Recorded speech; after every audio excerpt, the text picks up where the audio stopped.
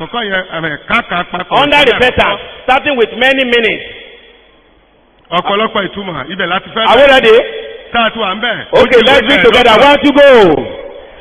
Many minutes, they be given to repentance. But the simple, biblical repentance is the turning around of a sinner from his or her old sinful lifestyle and accepting the Lord Jesus Christ by faith. Go on. Repentance is the first stage and genuine mark of salvation.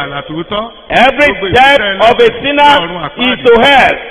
But once he or she repents, he or she turns his or her back to his or her former direction to hell and accept Jesus Christ as Lord and Savior in his or her heart, and then start his or her journey towards heaven.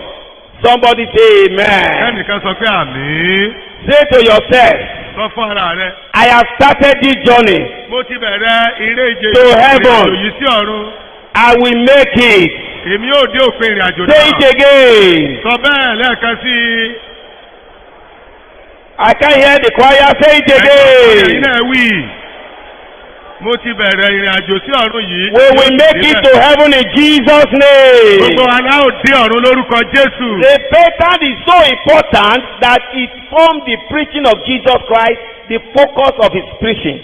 Ìrúgbẹ́dá ṣe pàtàkì tó bẹ́ẹ̀ gẹ́ tó fi jẹ́ ẹṣin ọ̀rọ̀ ìwàásù àti ìkọ́ni Jésù nínú iṣẹ́ ìránṣẹ́ rẹ̀ ní gbangba. Mark chapter 1, 14 and 15. Máàkù orí kìíní ẹsẹ̀ ìkẹrìnlá sí ìkẹẹ̀dógún. Jesus declared. Jésù kéde ó. Now after that John was put in prison, Jesus came into Galilee, preaching the gospel of the kingdom of God and saying, the time is fulfilled. The kingdom of God is at hand. Repent ye and believe the gospel. Lẹ́yìn ìgbà tí a fi Jòhánù sínú túbú tán, Jésù lọ sí Gálílì, ó wàásù ìyìnrere ìjọba Ọlọ́run, ó sì wí pé àkókò náà dé, ìjọba Ọlọ́run sì kù sí dẹ̀dẹ̀, ẹ ronúpìwàdà kẹ̀sì gba ìyìnrere gbọ́. In the Acts of Apostles, that was the focus of the preaching of the Acts of the Apostles also. Ìrònúpìwàdà ló jẹ́ ẹ̀sìn ọ̀rọ̀ ìwàásù àwọn àpọ́sítélì pàápàá nínú ìwé ìṣe àwọn àpọ́sítélì. In Acts chapter 2.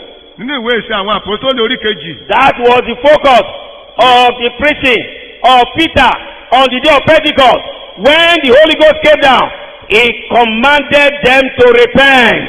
Nígbà tí ẹ̀mí mímọ́ sọ̀kalẹ̀ sórí àwọn àpọ́sítélì, èyí ló jẹ́ àfojúsùn ìwàásù Pétérù, ó pàṣẹ fún wọn láti ronúpìwàdà. In Acts chapter 2 verse 37, he said, now when they have heard this, they were cut to the heart, cut to the heart, cut to the heart, and said to Peter and the rest of the apostles, men and brethren, what shall we do?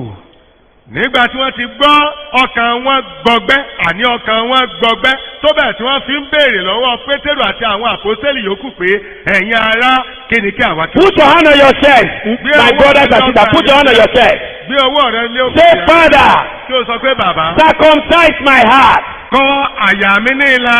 Cut my heart with the sword of your word. Fi ọ̀rọ̀ rẹ fi kọ́ àyà mi ní ìlà.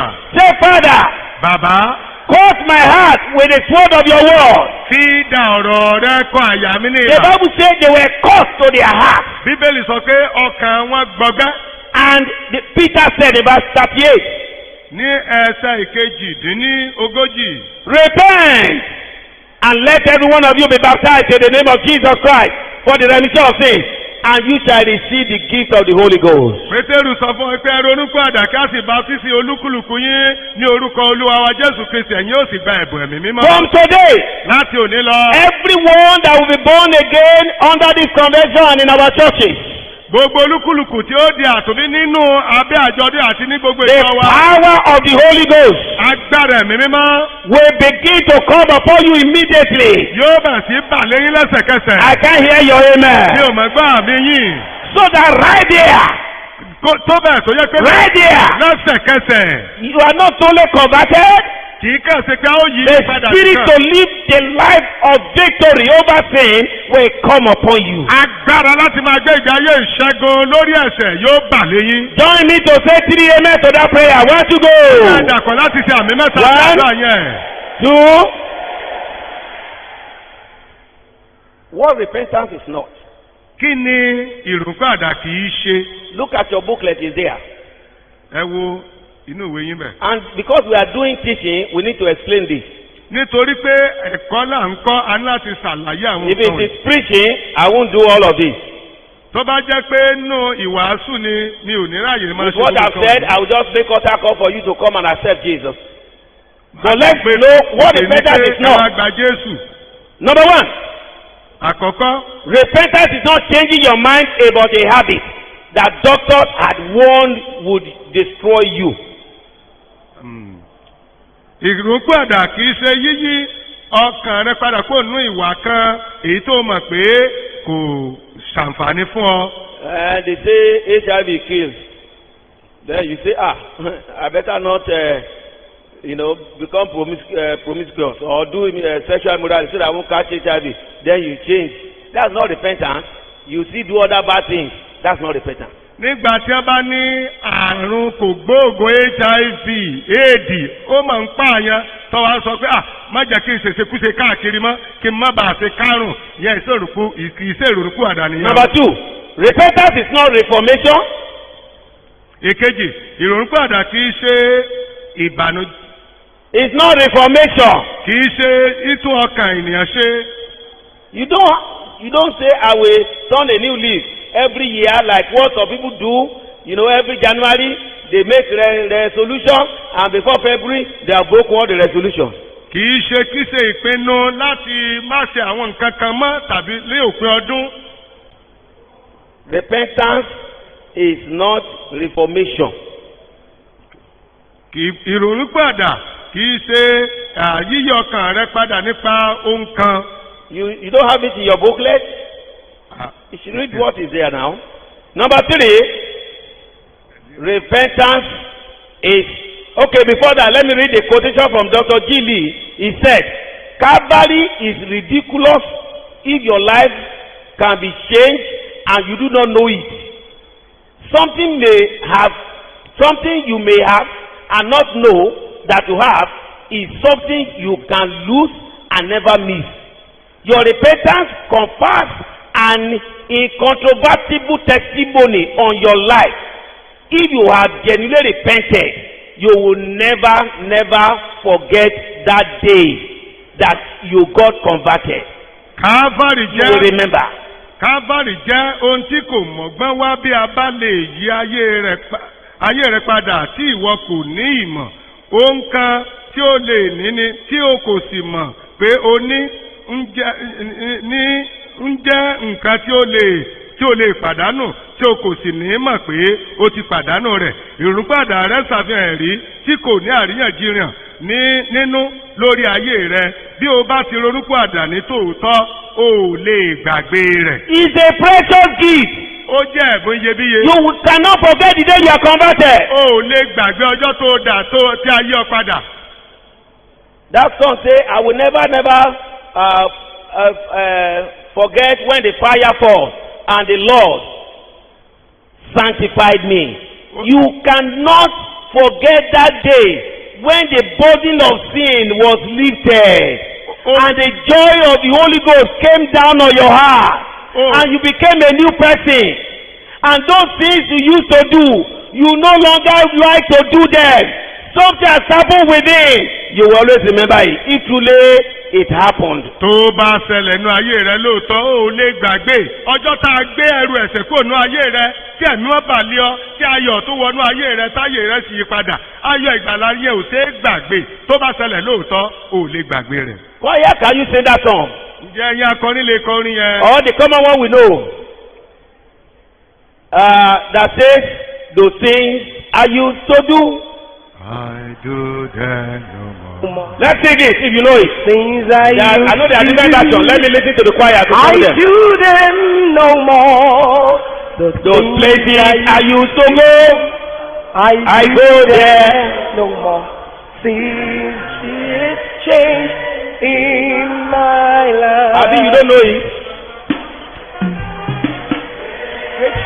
Those of you know it, come God. Great are you, the Great change is born again. Great change in my life. I'm born again. And the great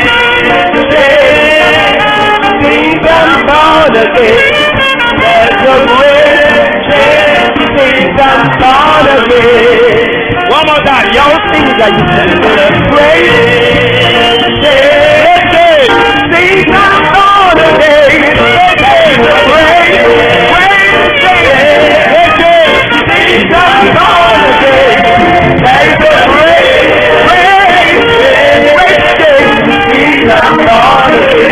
There's a great day. Sing that all the day.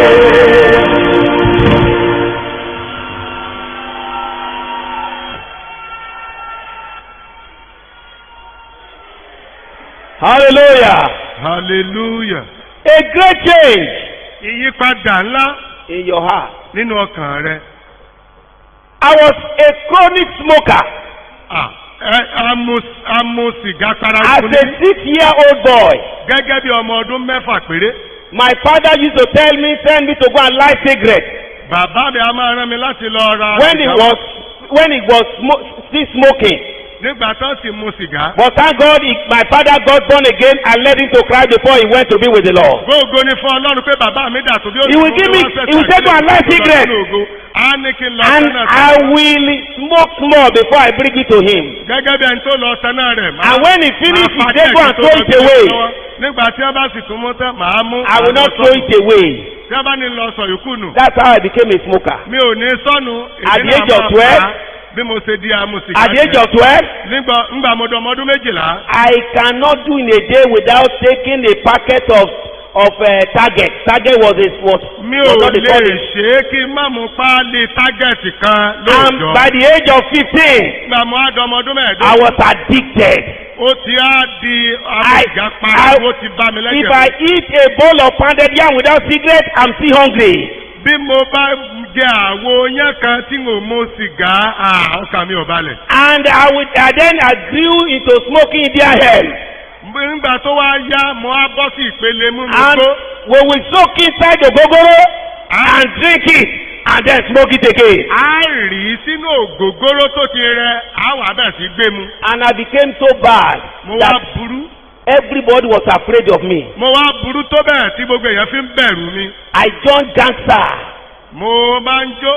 But one day, Ṣùgbọ́n lọ́jọ́ kan, somebody like this was preaching the gospel. ẹnìkan wàásù ìrere báyìí. And the word pierced my heart. Ọ̀rọ̀ náà sì Caught my heart. Ó fà á. Broke my heart. Ó I was brought to the altar. Mo sì wá sí. I was crying without anybody flogging me. Mo wá bẹ̀rẹ̀ sí sunkún náà. I looked at myself. I became so angry with myself. Bẹ́ẹ̀ ni ẹ̀bí ọ̀sẹ̀ ìwọ náà kàn And mí. Jesus saved me. Jésù sì gbà mí là. That same day, Lọ́jọ́ I yẹn. went back to my father's wife because my mother was not alive. Mo lọ sọ́dọ̀ ìyàwó bàbá mi tó I ṣe bàbá mi. said, you saw me doing this. You didn't tell me. Mo ní àhẹ́sí máa ń kán wọ̀nyí ẹ̀ sọ fún mi. And by then she was not born again. She was looking at me. What's wrong with you? Nígbà yóò ń gé òtí ìdàtò bí ọkàn ń wò mí. Because you didn't know what I said.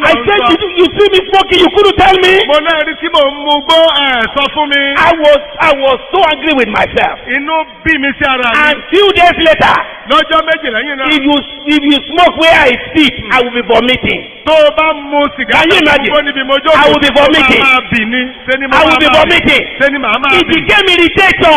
Ó wá di ìríra. Those things you used to do Ohun tó ti when you are transformed from within, Nígbà tá a bá ní. you can no longer do them again. Kì í lè ṣe é mọ́. Because the engine of sin in you has been removed. Nítorí pé àbùdá ẹ̀ṣẹ̀ The náà rẹ̀. engine that is controlling you now is the engine of holiness. Nítorí pé àbùdá tó wà nù rẹ ní ìsìn ó jẹ́ ti ìwà mímọ́. I went to all my friends.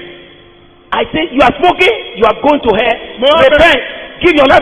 Everybody, I think Jesus will come the second Mo wá bẹ̀rẹ̀ week. sí pa àwọn ọ̀rẹ́ mi lọ. I went to all of them. Lórúkọ àdá nítorí pé ọ̀run àpáàdé ló ń lọ. Don't call me again. Don't call me. Mo sọ ẹ má pè mí mọ́. I'm not part of you again. Èmi ìsara yín mọ́ o. I am a new creation. Mo ti di ẹ̀dá tuntun. Today, Lónìí. look at me preaching to you. Èmi mọ̀ ń wàásù fún yín. You are hearing me there. You are watching me online. Ìwọ náà ń wò mí bẹ́ẹ̀ yẹn. You are hearing me in the bathroom. You are hearing me in the marketplace. Ò ń gbọ́ mi nínú You are not born again. ọjà. Ò ń gbọ́ mi. Today, that grace that saved me will save you no matter how wicked you Ibi tó are. ti ń gbọ́ mi, orí ọ̀fẹ́ yẹn tó gbà mí là yóò gbà ìwọ pẹ̀lú. There is nobody God cannot save.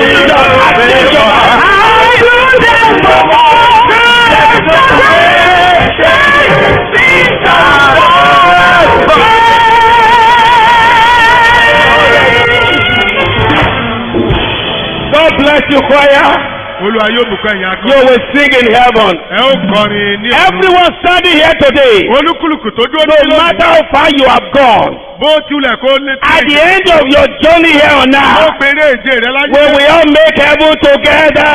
Gbogbo aláwùjọ dé ìjọba ọ̀run. Heaven is our place. Ìjọba ọ̀run ní You will not lose heaven because of this earth. A ò ní fàyè Let me hear a better amen. ní orúkọ Jésù. All right, sit down. Let me round up now. Ẹ jókòó kí n tó káàdì ohun gbogbo. Let me round up. Repentance is not penance. I will jump that. Ìrònúpìwàdà kì í ṣe ìbànújẹ́ nítorí ìwà ẹ̀ṣẹ̀ tí a ti.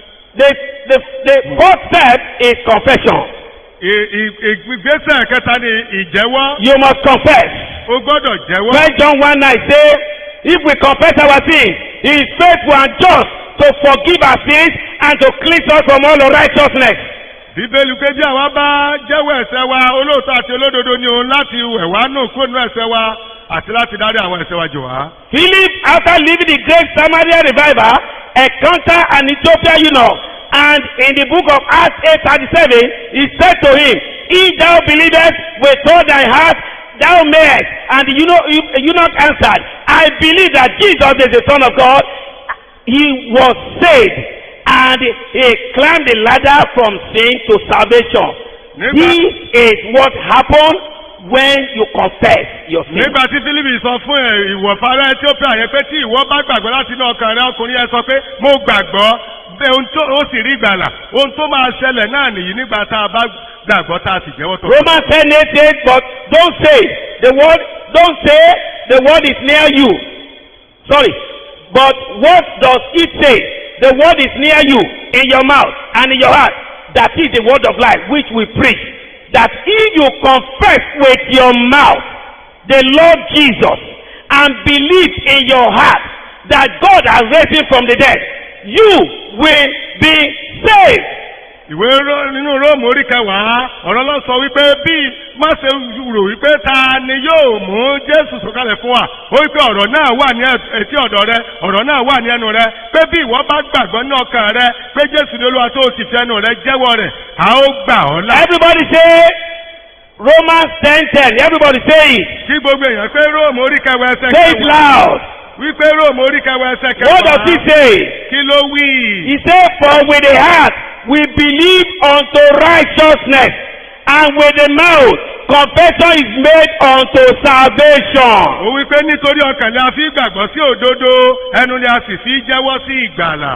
You believe Ìwọ gbàgbọ́. that Jesus died for your sins. Pé Jésù kú fún ẹ̀ṣẹ̀ You rẹ. confess Ó jẹ́wọ́. that you receive him, Ó gbà á. and you will be saved. A ó sì gbà ọ́ là. It's a miracle. Ìyanu ni. It's something you can't explain how it happened in the heart. Ohun tó ò lè ṣàlàyé bó ti It tẹ̀lé happens ọkàn ni. like that. Ó kàn Suddenly. ṣẹlẹ̀ lójijì. A chronic sinner is converted. Ayé ẹlẹ́ṣẹ̀ paraku padà. And now I'm going to go to the point of prayer. Mo fẹ́ lọ sí kókó As we àdúrà báyìí. conclude this teaching, Gẹ́gẹ́ bí mo ṣe ń kádìí ìwà ẹ̀kọ́ yìí. we want to pray for some people. A fẹ́ gbàdúrà fún àwọn èèyàn kan. If you look at the conclusion, I want to read it. Mo fẹ́ ka ìparí yìí. Say we have just studied an important subject of salvation. Repentance is a must if you want to make heaven. You must turn from Satan to Jesus, and from the world to the word of God. You must let others see Jesus in you. You cannot be saved and keep quiet without telling others in words and in deeds or in character. A ṣẹ̀ṣẹ̀ kẹ́kọ̀ọ́ nípa àkórí kan tó ṣe pàtàkì tí í ṣe ìgbàlà ni. Ìrúpadà jẹ́ dandan bí o bá fẹ́ dé ọ̀run. O gbọ́dọ̀ yí padà kúrò lọ́dọ̀ Sátánì sọ́dọ̀ Jésù àti láti inú ayé sínú ọ̀rọ̀ náà. O gbọ́dọ̀ jẹ́ kí wọ́n rí Jésù nínú rẹ. O kò lè dẹ́ni ìgbàlà kí o sì pa inú rẹ mọ́ láì sọ fún ẹlòmíràn nínú ọ̀rọ̀ àti ní ìwà rẹ. As I round up, Bí a ti ń dìde. I want to close with you two scriptures, Mo fẹ́ parí pẹ̀lú. and we use them to pray. Pẹ̀lú ẹsẹ̀ ọ̀rọ̀ méjì, ìyá ó sì fi wọ́n gbàdúrà. This convention, the giver of all, Àkórí yìí pé olùfúnni lóhun gbogbo. the theme is from that Romans chapter 8, 31 and 32. Ó wà nínú Róòmù. And I want to close with that first scripture. Orí kẹjọ ẹsẹ̀ kọkànlélọ́gbọ̀n. He says, kejìlélọ́gbọ̀n. What shall we say to these things? Ó wípé If God is for us, who can be against us? Ó wí pé ǹjẹ́ kí lè àwọ̀ wa wí sí nǹkan wọ̀nyí? Bí Ọlọ́run bá wà fún wa, ta ni yóò kọ ojú ìjà sí wa? Verse 32. He who did not spare his son. Ẹsẹ̀ kejìlélọ́gbọ̀n, ẹni tí kò dá ọmọ tìkára rẹ̀ But sí. deliver him up for us all. Ṣùgbọ́n tí ó jọ̀wọ́ rẹ̀ lọ́wọ́ fún gbogbo wa. How shall he not with him also freely give us how many things? Yóò àti ṣe. You are not answering me on this side. How many things? Pẹ̀lú rẹ̀. How many things? Ó mélòó? What is the number one thing want to give Ní us? àkọ́kọ́ tó fẹ́ fún wa. Salvation Ìgbàlà. is the entrance Ó ní ọ̀nà to àbáwọ̀. all other things. Nínú gbogbo nǹkan yòókù. And I want to pray for those who want to, today, they want to receive grace and mercy from the Lord. Mo wá fẹ́ gbàdúrà báyìí fún àwọn tó jẹ́ pé lónìí o, wọ́n fẹ́ gba orí ọ̀fẹ́ ìgbàlà yìí. The second scripture that we used to pray just now Ẹsẹ̀ Bíbélì yòó kejì tá a fẹ́ lò láti is gbàdúrà that báyìí. same Romans chapter 10 verse 11. Róòmù kan náà ní orí kẹwàá ẹsẹ̀ kọkànlá. Romans 10:11. Róòmù orí kẹwàá It ẹsẹ̀ says, for the kọkànlá. scripture says, whoever believes in him. Oh yeah, complete it. Nítorí pé ìwé mímọ́ wípé ẹnikẹ́ni tí ó bá gbà á gbọ́. Complete it now. Ẹ parí rẹ̀. Ẹnikẹ́ni tí ó bá gbà á gbọ́. Ẹ parí ẹ̀. Somebody say it shall be saved. No.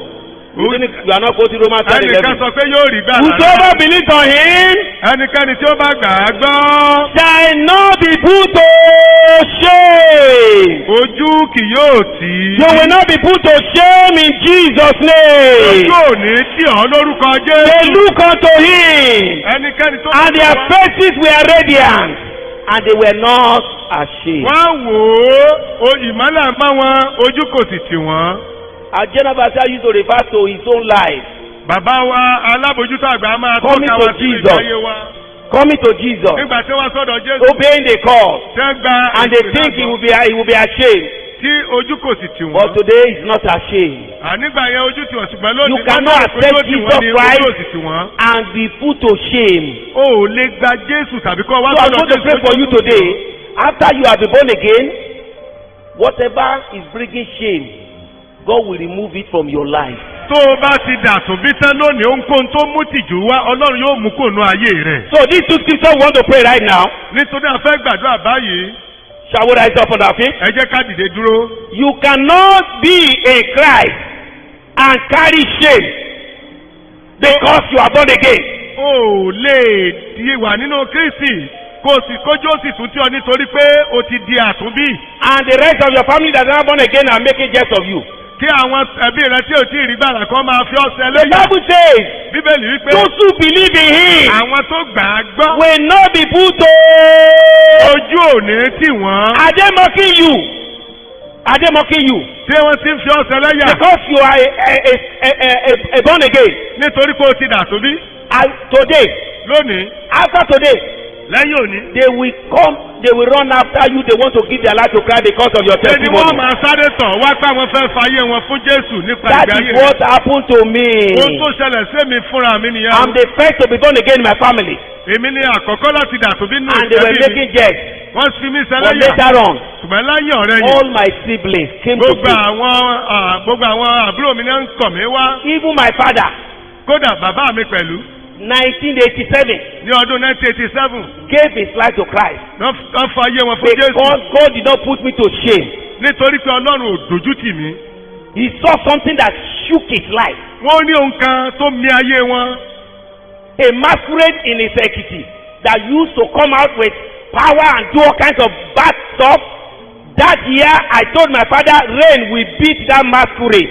And the power of that masquerade will be destroyed. My father laughed. He said for 50 years, he has seen that masquerade, rain never fall whenever it comes out. Those of you from Isekiji, you understand it.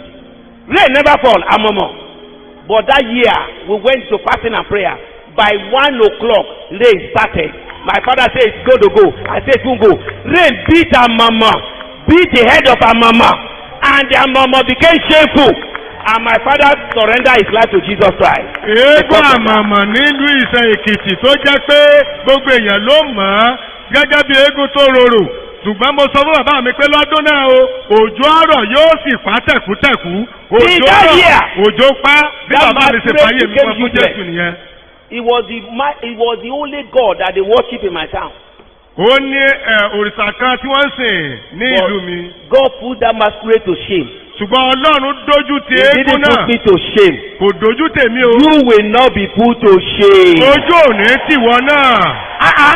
Because you are in God's permission, they are making jest of you. Nítorí pé ọjọ́ máa jọ. Very soon, very soon. Láìpẹ́. They will run to come to your church to cover me because of you. Wọ́n á fẹ́ torí rẹ wá sínú ìjọ GoFundMe. But you must give your life to Christ. Ṣùgbọ́n gbọ́dọ̀ fàyè rẹ fún Jésù. I want to pray for those who want to accept Jesus. Mo fẹ́ gbàdúrà fáwọn tó fẹ́ gba Jésù. You want to accept mercy. O fẹ́ gba àánú. Instead of judgment. Dípò ìdájọ́. You want to accept Christ. O fẹ́ gba Kristi. You want to receive peace. O fẹ́ gba àlàáfíà. You want to receive liberty. O fẹ́ gbòmìnira. You want to receive new life. O fẹ́ gbẹ̀gbẹ̀ ayé tuntun. You are tired of that bondage of sin. Ìgbé ayé ìjàgẹ̀sẹ̀ yẹn ti sọ. There is the blood flowing now. Ẹ̀jẹ̀ kan sọ. Any one of you that you know. Olúkúlùkù yín. That you need Jesus. Sẹ́ẹ̀mà kan nílò. Oh yeah, begin to come, begin to run, begin to run. Because after the count of 10, I will stop it. Tí n bá ti ka mẹ́wàá. You need the hand of God of mercy. O nílò ọwọ́ Ọlọ́run. Over your life. Lórí ayé ẹ. Begin to come forward here. Bẹ̀rẹ̀ sí máa bọ̀ wá. Come to Jesus here. Máa bọ̀ lọ́dọ̀ Jésù. Come to Jesus here. Máa bọ̀ lọ́dọ̀ Jésù. He will save you from your sin. Yóò gbà kúrò nínú No ẹ̀ṣẹ̀ rẹ. matter what you have done. Ohunkóhun yòówù tó No ti ṣe. matter the sin you have committed. Ẹ̀ṣẹ̀ yòówù tó ti lè There dá. is mercy flowing now. Àánú kan sàn. When the mercy is flowing, don't miss it o. Nígbà tá àánú bá ń sàn. I count 10 and I will stop it. Nígbà tí máa ń mẹ́wàá, màá dúró. 1. Ení o. Number 2. Èjì. Somebody is hearing me today. Ẹnìkan gbọ́ràn mi báyọ̀. In the next 10 years. Ní ọdún mẹ́wàá tó mọ̀. You will be a preacher of the gospel like me. Ìwọ náà ó di oníwàásù ọ̀rọ̀ Ọlọ́run. Your life will be a testimony that will convert many people. Èyí tó máa yí ọ̀pọ̀lọpọ̀ padà. If you have a son that is wayward. Tó o bá ní ọmọ tó ti tó bá ní ọmọ tó ti yà ìpàǹlé wá síwájú. Come to the front. Jẹ́ kí Ọlọ́run yí padà bó ṣe yí mi padà. Let God change that son. There is no child that God cannot change. Kò sí ẹnikẹ́ni tọ́lọ́run ò lè yí padà. Today is the day of salvation. Òní lọ́jọ́ ìgbàlà. No delay till tomorrow. Má ṣe sọ́dọ̀ láwọn. Come to the altar. Máa bọ̀ níbi ìfẹ́ Where the blood is flowing. Put your hand on your chest. Bí ọwọ́ rẹ lé òkè àyà rẹ. Put your hand on your chest. Bí ọwọ́ rẹ lé àyà rẹ. And Baba will say a word of prayer and you must believe today you are saved. Bàbá wa yóò gba àdúrà ó sì gbọ́dọ̀ gbàgbọ́ pé lónìí o ò ti rí gbàlà. And your life will not be the same. Ayé rẹ ò sì ní rí bákan náà mọ́. Today is the day of salvation. Òní lọ́jọ́ ìgbàlà. Today is the day of repentance. If you delay, tomorrow may be late. If you delay, tomorrow may be late. If you delay, tomorrow may be late. One more time. Today is the day of salvation. Today is the day of salvation. If you delay, tomorrow may be late. If you delay, tomorrow may be late. If you delay, tomorrow may be late. If you delay.